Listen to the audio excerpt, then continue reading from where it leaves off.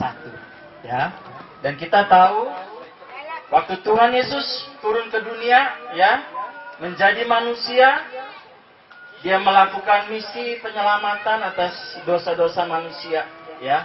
Allah Putra yang turun ke dunia. Nah, ada satu lagu yang pernah diterjemahkan dalam bahasa Indonesia, ya, tapi saya tahu bahasa Inggrisnya. You came from heaven to earth, ya. Engkau datang dari surga ke dunia. From the earth to the cross, ya. Dari dunia dia menuju kayu salib, ya. My debts to pay, ya. Dosa-dosa kita, sakit penyakit kita semua ditebus oleh karya Kristus di kayu salib, ya. Semua sudah dibayar lunas, ya. Kalau barang siapa yang percaya akan menerima keselamatan, ya. From the cross to the grave, ya. Di kubur dia mengambil apa? Kunci alam maut, ya. Sehingga dia berkata, "Hai maut, di manakah sengatmu?" Ya. Dari kubur dia bilang apa? From the grave to the sky. Dari kubur dia terangkat ke surga. Dan dia berkata apa? Tunggu, ya, sebab anak manusia belum dipermuliakan, Roh Kudus belum turun. Pas saat Tuhan Yesus naik ke surga, siapa yang diutus? Allah, Roh Kudus, ya. Nah, Tuhan Yesus berkata apa? Barang siapa percaya kepadaku, dari dalam hatinya akan keluar aliran-aliran air hidup. Ya, Bapak Ibu percaya sama Tuhan Yesus, hidupnya tidak lagi kering, ya, hidupnya tidak lagi mengalami apa? Hidup yang susah, yang sendirian, ya. Ada Tuhan, ya, di dalam diri kita mengalirkan aliran-aliran air hidup, ya. Nah, kita mau belajar, ya, bahwa setelah kita terima Tuhan Yesus, kita berdoa terima Tuhan Yesus, ya, Tuhan Yesus masuklah dalam hati saya, jadilah Tuhan dan Juru Selamat. Siapa yang masuk? Waktu kita undang berdoa itu Allah Roh Kudus, ya. Persis seperti Tuhan Yesus berkata, barang siapa percaya kepadaku, dari dalam hatinya akan mengalir aliran-aliran air hidup, ya. Tuhan Yesus berkata, tunggu sampai engkau menerima kuasa dari tempat yang maha tinggi, ya, tatkala Roh Kudus turun ke atas kamu. Kita sering mendengar bahwa waktu Tuhan Yesus naik ke surga, dia bilang apa? Dan kamu akan menerima kuasa kalau Roh Kudus turun ke atas kamu, ya. Dan tujuannya apa? Kamu akan menjadi saksi-saksiku di Yerusalem, Yudea, Samaria sampai ke ujung bumi, ya. Kita mau belajar apa tujuan Roh Kudus itu dicurahkan pada diri kita, ya. Pertama adalah supaya kita diperlengkapi dengan kuasa dari tempat yang maha tinggi. Tujuannya adalah menjadi saksi-saksi Kristus. Orang melihat hidup kita diubahkan, ya. Orang melihat hidup kita yang tadinya brengsek, yang tadinya tidak benar, ya, yang terlibat dosa, yang mungkin jadi germo, jadi bandar judi segala macam, berubah, ya. Kok kamu bisa berubah, ya? Saya juga mau berubah. Nah, itulah kuasa yang Tuhan beri, ya. Dikatakan apa? Dan kamu akan menerima dunamos, ya, kuasa. Nah, dunamos ini adalah akar kata dari yang kita tahu apa hari ini apa? Dinamit, ya. Kuasa, ledakan kuasa Allah, ya. Terus kedua adalah dinamo, ya. Waktu kecil kita tahu, waktu main sepeda ada dinamo di roda, ya. Dan dinamo itu akan terhubung dengan lampu. Begitu rodanya berjalan, itu akan apa? Lampunya mulai nyala, ya. Semakin kencang rodanya berjalan, lampunya akan semakin terang. Itu dinamo, ya. Kuasa yang membangkitkan, ya, membangkitkan kuasa Allah dalam hidup kita. Dan dinamis, ya. Kita melihat setelah kita menjadi anak Tuhan, hidup kita penuh dengan kobaran api Allah, ya. Itu yang Tuhan inginkan. Nah, saudaraku, waktu Tuhan mencurahkan rohnya di Kisah Para Rasul, kita tahu apa? terlihat apa? Lidah-lidah api, ya. Nah, sekarang saya mau tanya, di sini siapa yang sudah dibaptis Roh Kudus berbahasa roh? Angkat tangan. Siapa yang sudah dibaptis Roh Kudus dengan tanda berbahasa roh? Nah, ya. Nah, saya ingatkan, waktu kita terima Tuhan, waktu kita dipenuhi dengan Roh Kudus, ada kobaran api, ya. Kobaran api di atas kepala kita, terlihat seperti lidah-lidah api. Itu adalah ledakan kuasa Allah. Kuasa Allah dicurahkan atas hidup kita. Tapi tidak hanya berhenti di situ. Allah ingin kita setiap hari apa? Mengobarkan kuasa Roh itu, ya. Tidak hanya waktu saat dipenuhi Roh Kudus, tapi setiap hari harus dikobarkan. Ya, kita mau baca satu ayat, 2 Timotius 1 ayat 6. Ya. Ada Alkitabnya semua? Bisa dibantu. 2 Timotius 1 ayat 6.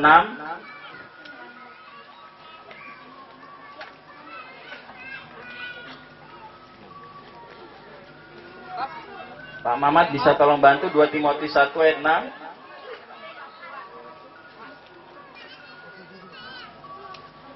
Yang nggak punya Alkitab siapa? Ya, 2 Timotius 1 ayat 6. Sudah dapat? Ya. Karena itulah peringatkan engkau untuk mengorbankan karunia Allah yang ada padamu oleh penumpangan tanganku atasmu. Ya. Oke. Karena itu, kuperingatkan engkau, ya, untuk mengobarkan karunia Allah yang ada padamu oleh penumpangan tanganku atasmu. Ya.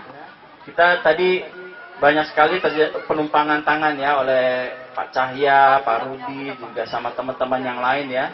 Di situ ada kuasa Allah yang ditransferkan dalam hidup kita ya. Rasul Paulus berkata pada Timotius apa? Dia mengingatkan pada muridnya ini untuk dia selalu Timotius mengobarkan karunia-karunia yang Tuhan sudah beri ya. Dalam bahasa Yunaninya dikatakan karisma ya. Kobarkan karisma Tuhan ya, yaitu K9 karunia Roh Kudus. Ada yang tahu nggak 9 karunia Roh Kudus itu apa aja? Pak Mamat tahu nggak Pak? Hafal nggak? Apa? Ya, ada 9 ya. Karunia hikmat, karunia pengetahuan, karunia iman, karunia kesembuhan, karunia mujizat, karunia nubuat, karunia membedakan roh, karunia bahasa roh, dan karunia menafsirkan bahasa roh. Paulus berkata, kobarkan karunia Allah. Ya, dalam bahasa Yunaninya dikatakan itu seperti tukang sate. Ya, tahu tukang sate kalau mau bakar ayam pakai apa? Areng. Betul? Arengnya nyala nggak? Nyala, tapi tidak keluar api. Ya, bahkan apinya juga kalau dibiarin terlalu lama malah lama-lama jadi hitam ya. Nah, api yang di dalam arang itu harus diapa? Dikipas. Ya, dikipas sampai dia menyala sampai satu titik apa?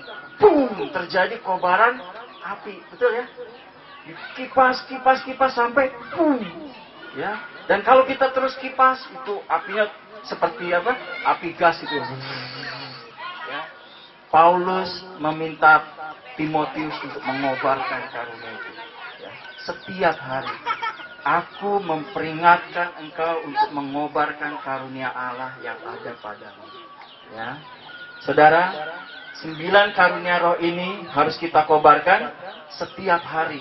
Ya, supaya kobaran api Allah yang kita terima waktu awal kita dibaptis Roh Kudus tetap berkobar-kobar setiap hari. Nah, dari 9 karunia Allah ini, karunia Roh Kudus ini, ada 1 yang kita bisa kobarkan ya. 8 karunia lain, iman, mujizat ya, menafsirkan bahasa roh, membedakan roh ya.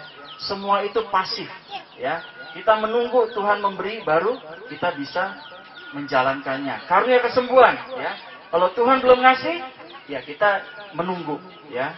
Nah, cuma ada 1 karunia yang kita bisa aktivasi. Apa? Karunia bahasa roh. Ya, kita bisa start, ya maka shikara mama, kita bisa stop saat itu juga. Ya. Nah, karunia bahasa roh ini kita harus kobarkan, ya. Pas saat kita kipas itu, tira baba shikara mama makura baba shikara, ya, terus menerus. Dia satu saat akan berkobar dan boom, terjadi ledakan api Roh Kudus.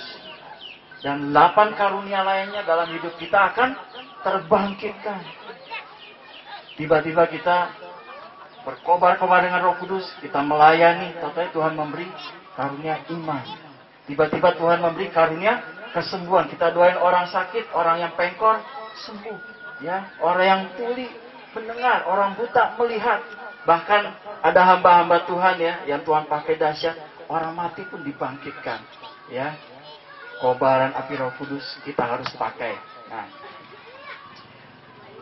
Paulus mengkritisi jemaat di Korintus, ya, dia berkata begini, aku bersyukur kepada Tuhan karena aku berkata-kata dalam bahasa roh lebih dari kalian semua, ya. Paulus dalam hal ini tidak menyombongkan, oh bahasa roh saya ini bagus, bahasa roh saya ini indah kedengaran, tidak.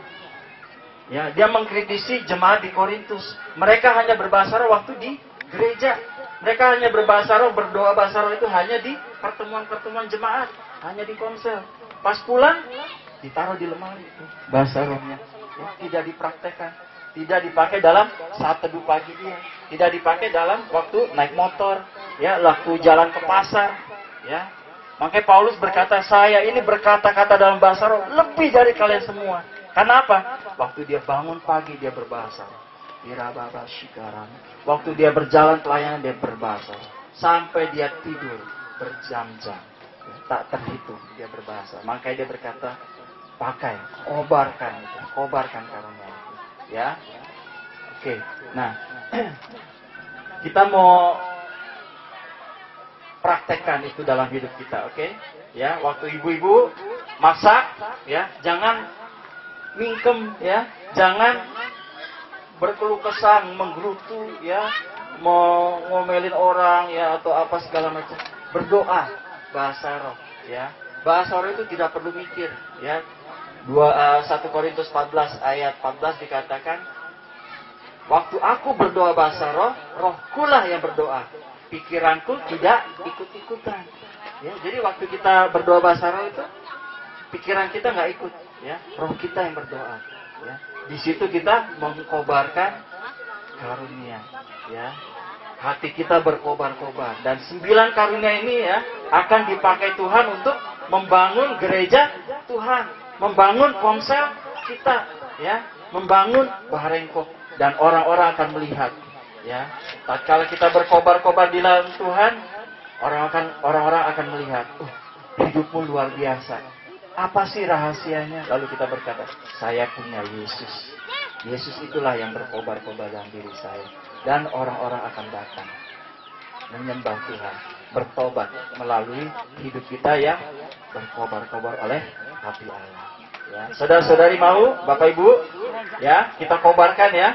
Amin. Ya, saya kembalikan ke Pak Cahya.